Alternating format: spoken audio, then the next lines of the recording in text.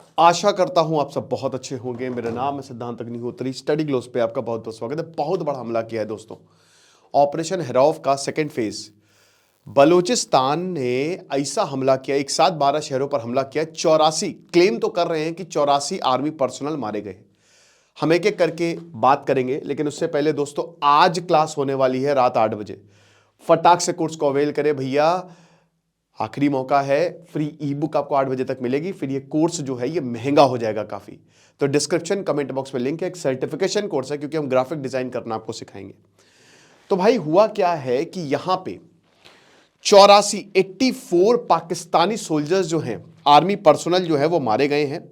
And this is the second phase of operation Herof. First phase में भी इन्होंने बहुत तबाही मचाई थी, और सेकेंड फेज में तो मतलब आप ये मान के चलिए कि इनका शुरू हो गया है। अभी आप देख रहे होंगे, ऐसा नहीं है कि पाकिस्तान में हमले नहीं हो रहे, डेली हमले, ये आम बात हो गई है। अभी जनवरी से ही दोस्तों, जनवरी क्या मतलब आप ये मान के चलिए कि पिछले सितंबर से ही टीटीपी और बलोच ने ऐसा हमला किया लगातार कि इनकी बैंड बज गई। इस्लामाबाद के हाईकोर्ट पर जब हमला हुआ वो बहुत डेंजरस था। वो इसलिए डेंजरस था, और उसी वक्त आपको याद है कि लाल किले पर भी हमला हुआ था नवंबर में। क्योंकि दोस्तों उसमें प्रॉब्लम क्या थी ना, कि अभी तक ये शहरों में नहीं पहुंचे थे, बट इस्लामाबाद के हाईकोर्ट में हमला, यानी कि शहरों के अंदर हमला, जिसमें 13 वकील मारे गए थे। तो पहली बार इनकी प्रशासन ने मारा था कि ये अब हमारे घर घर में पहुंच रहा है आतंकवाद, और बलोच छोड़ेंगे इतनी आसानी से है नहीं। तो कोऑर्डिनेटेड अटैक्स है, प्रॉपर प्लान्ड अटैक्स है। 48 डिफरेंट लोकेशंस अक्रॉस 14 सिटीज। तो 14 शहर जो बलूचिस्तान के, बलूचिस्तान सबसे बड़ा एरिया है पाकिस्तान का, बहुत बड़ा है।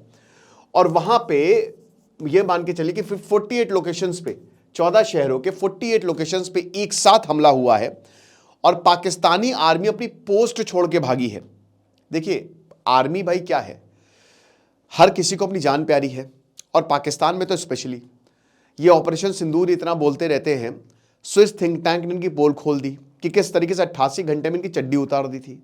दूसरा पॉइंट दोस्तों, बलोच जो हैं वो लगातार प्लानिंग कर रहे हैं, वो अलग देश की मांग कर रहे हैं, और लगातार हमले भी कर रहे हैं। तो स्टेटमेंट बोलता है कि क्वेटा, नौशकी, मस्तांग, दलबंदिन, कलात, खरान, पंजगूर, ग्वादर, पसनी, तुर्बत, तुम्प, बुलेदा, मंगोचर, लाजबिला, केच एंड अवारन, यहां पे जो मिलिट्री, पाकिस्तान की military, administrative and security structures हैं, उनको साइमल्टेनियसली टारगेट किया। हमेशा से यही प्लान रहा है कि सप्लाई लाइंस को काटो। इसीलिए जाफर एक्सप्रेस 7-8 बार डीरेल कर चुके हैं, एक बार तो पूरा हाईजैक कर दिया था।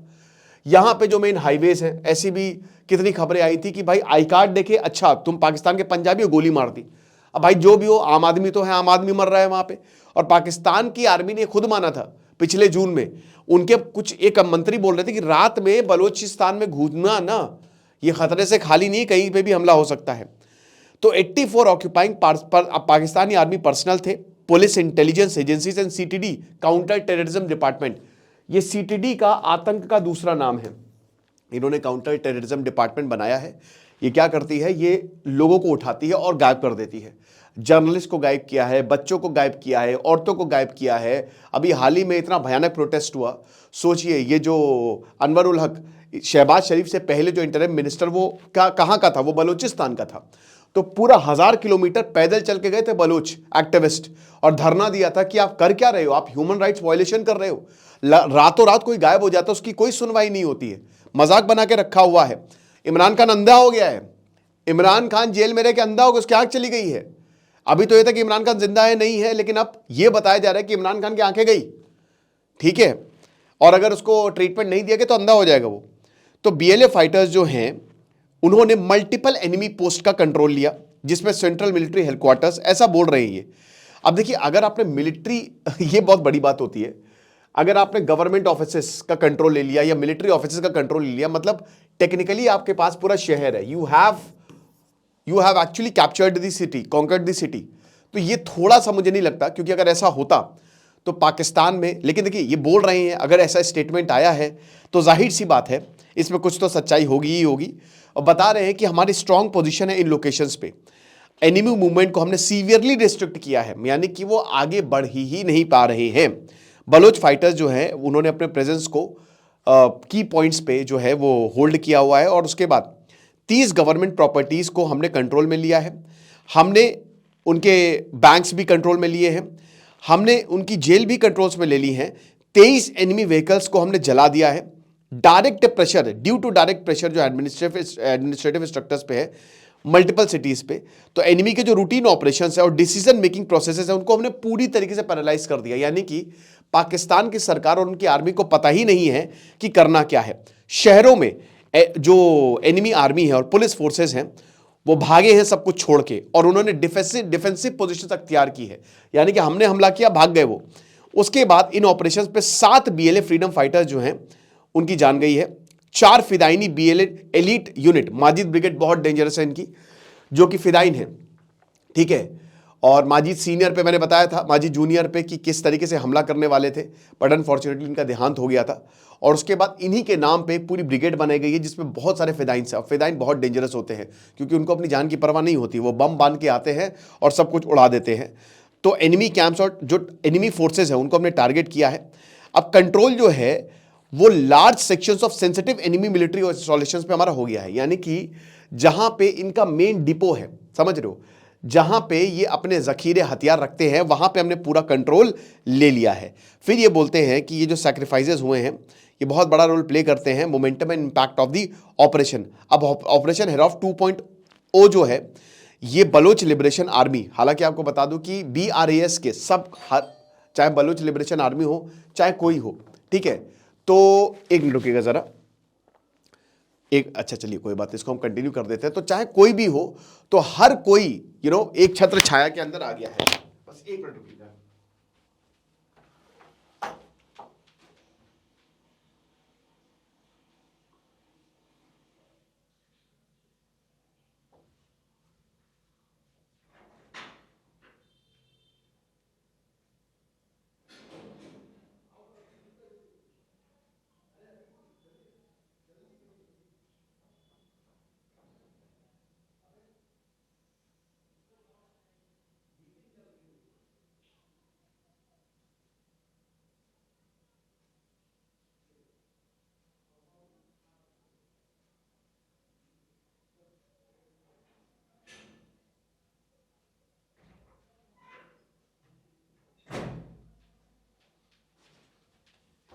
माफ करिएगा, आई एम रियली सॉरी, मेरे यहाँ बलूच आ गए थे मजाक कर रहा हूँ। कुछ इंपॉर्टेंट, एक्चुअली मैं एक टेक में लेक्चर करता हूँ। आज बजट आने वाला भाई, बजट का लेक्चर करूंगा मैं। सोने के दाम नीचे जाएंगे कि ऊपर जाएंगे सब मैं बताऊंगा, ठीक है। तो फतेह स्क्वाड या फिर माजिद ब्रिगेड, ठीक है, ये इंटेलिजेंस विंग है और एक तरीके से यहाँ पे जितने भी इनके विंग्स हैं, ठीक है, वो सब एक साथ उन्होंने हमला किया है। और बता दूं कि देखिए ये मौत का आंकड़ा बढ़ेगा, कैजुअलिटीज का आंकड़ा ये बता रहे हैं बढ़ेगा। तो वैसे तो इन्होंने बोला है, ठीक है, और कहा है कि हमने इतना मार दिया उतना मार दिया। अब बात यह है कि पाकिस्तान की सरकार क्या कह रही है। पाकिस्तान की सरकार कह रही है कि नहीं नहीं नहीं, हमने जो है वो इतने लोगों को नहीं मारा है, ठीक है, जितना ये बोल रहे हैं ना इतने लोगों को ये इन्होंने नहीं मारा है। इनफैक्ट 12 लोकेशंस पे बिल्कुल हमला हुआ है, लेकिन ज्यादातर जो है वो 70 बलोच मिलिटेंट्स मरे हैं। ये कह रहे हैं कि नो, गलत आंकड़ा है, 84 पाकिस्तानी नहीं मरे हैं, 70 बलोच मिलिटेंट्स मरे हैं और 10 सिक्योरिटी पर्सनल जो हैं वो मरे हैं। तो इन्होंने साफ साफ यहां पे बोला है। अब देखिए बलोच जो भी स्टेटमेंट देंगे वो अपने हिसाब से ही देंगे, पाकिस्तान जो स्टेटमेंट देगी वो अपने हिसाब से देगी। तो फेडरल इंफॉर्मेशन मिनिस्टर अताउल्ला तरार वो बोले हैं कि बिल्कुल ये बात सच है कि बलूचिस्तान बहुत भयानक हमला हुआ है, पुलिस पोस्ट को टारगेट किया गया, फ्रंटियर कॉर्प्स जो कि सिर्फ बीएलए को खत्म करने के लिए ही बनाया गया था उसको टारगेट किया गया है, लेकिन सिक्योरिटी फोर्सेस बिल्कुल अलर्ट पे थी और जो भी अटैक्स हुए उनको खत्म कर दिया गया। और एक्चुअल जो मिलिटेंट्स हैं उन्होंने डिफेंसिव पोजीशन ली है, वो भाग खड़े हुए हैं और यहां पे एक्सप्लोसिव को रेलवे ट्रैक जो नसीराबाद डिस्ट्रिक्ट है वहां पे प्लांट कर दिया गया था, इसको भी डिफ्यूज किया गया, यानी कि फिर से जाफर एक्सप्रेस को खत्म करने की तैयारी थी। ग्वादर में मिलिटेंट्स ने सिविलियंस को मारा है, एक फैमिली के मेंबर्स को मारा है और कैजुअलिटी बहुत ज्यादा हुई है। अब वही बता रहे हैं कि बलोच कह रहे हैं कि ये हुआ है, पाकिस्तानी आर्मी कह रही है ये हुआ है, लेकिन आपको बता दूं कि पाकिस्तान में 2025 में अटैक 34% से बढ़ गए हैं। अब बात यह है कि देखिए अटैक्स हो रहे हैं, ऑपरेशन हेरौफ चल रहा है, लेकिन इसका मतलब क्या है, क्या बलूचिस्तान को आजादी मिलेगी? देखिए मैं आपको एक चीज बताऊं, पाकिस्तान की आर्मी स्ट्रांग है, नो डाउट, बहुत स्ट्रांग है। ये गुरिल्ला वॉरफेयर में इनकी महारत हासिल है। उसी तरीके का ये हमला करते हैं, की इंस्टॉलेशंस पे हमला करते हैं। ऊपर से जो इनका पॉलिटिकल विंग है वो पूरी दुनिया से मदद मांगता रहता है। ऑपरेशन सिंदूर के दौरान भी भारत से मदद मांगी, बोला कि हमारी जो है वो मदद करो और हमको मिसाइल दो। तो हम देखिए पाकिस्तान का क्या हाल करता है। भारत कभी मदद नहीं करेगा दोस्तों, क्योंकि भारत कभी भी, वैसे ही पाकिस्तान अगर शहबाज शरीफ क्या मतलब कप भी टूट जाता ना तो भी वो भारत को ब्लेम करेंगे। तो भारत नहीं चाहेगा कि बलूचिस्तान में इन्वॉल्व हो गए। कॉवर्ट ऑपरेशन बिल्कुल चल रहे होंगे, भारत ने वो मदद भी की हो, बट डायरेक्टली वो कभी ऐसा नहीं बोलेगा कि बलूचिस्तान की एम्बेसी वो एग्जाइल में खोल दे, क्योंकि फिर ये सीधा सीधा पाकिस्तान इल्जाम लगाएगा कि देखिए भारत इसमें इन्वॉल्व है। ठीक है, तो जाहिर सी बात है कि भारत अपने बिल्कुल इन सबसे दूर है। हाँ, पाकिस्तान अगर हमला करेगा तो हम नहीं छोड़ेंगे, बट ये बात सच है कि बलूचिस्तान लिबरेशन आर्मी और सब कुछ जितने भी ये BRAS के अंडर आ गए हैं, और अब ये ना इनकी जो आर्मी है वो लगातार बढ़ती जा रही है, क्योंकि उम्मीदें जग गई हैं।